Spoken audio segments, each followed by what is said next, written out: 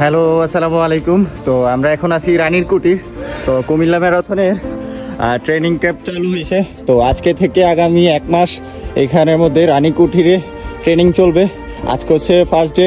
যারা এখনও আসেন নাই তারা অবশ্যই চলে আসবেন। প্রত্যেকদিন সকাল 6টা বাজে ইনশাল্লাহ আপনাদের সাথে রান হবে, মজা হবে, আড্ডা হবে।